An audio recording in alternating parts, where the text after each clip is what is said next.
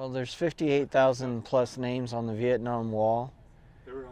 There's so many veterans that have not come home that we need to remember, and then there's veterans that we've lost. Every 80 minutes, a veteran commits suicide.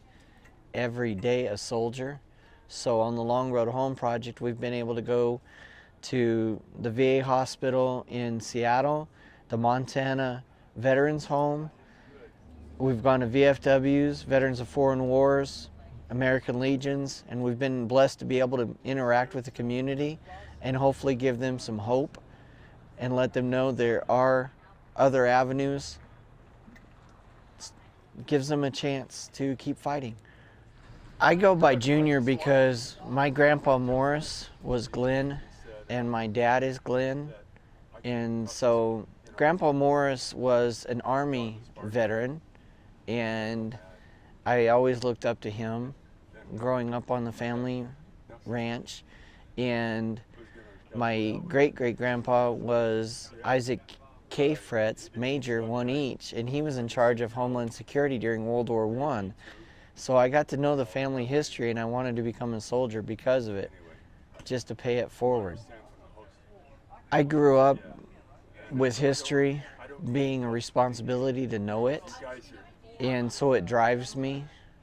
And if the next generation knows the history, then maybe they can prevent the bad things from happening again, because history tends to repeat itself. And so many veterans, like the Vietnam era, did not get welcomed home the right way.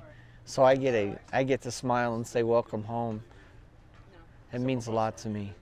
I've worked and got to meet World War II veterans, Korean War veterans, Vietnam War vets, Grenada, Panama, Desert Storm, and the current conflicts.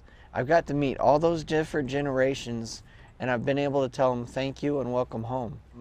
I've met wives who have lost husbands in Vietnam, and I've got their husbands' names. When I get to Washington, D.C., I'm going to go to the Vietnam Wall, and I'm going to find their names, and I'm going to take the flag that's on my hand cycle right now, and I'm going to show it to the wall, and I'm going to say, welcome home. This has traveled from sea to shining sea.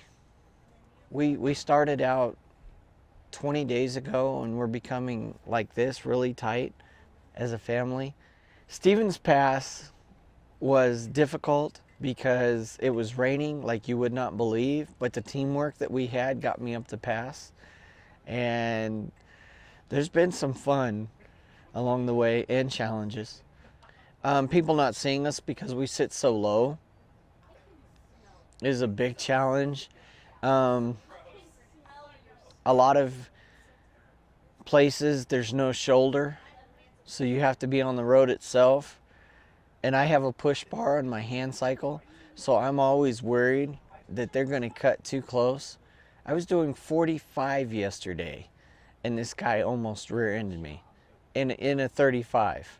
I was going downhill. I was lucky.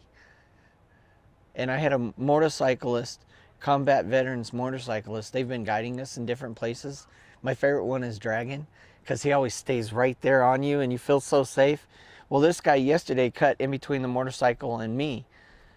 So that's the biggest challenge, not being seen. And with my children and my other half, you know, if I set the example with this, I always drive my children hard, but it's because I know they can do it. They can do anything they set their mind to. And by doing this ride, hopefully I'm giving them the right example.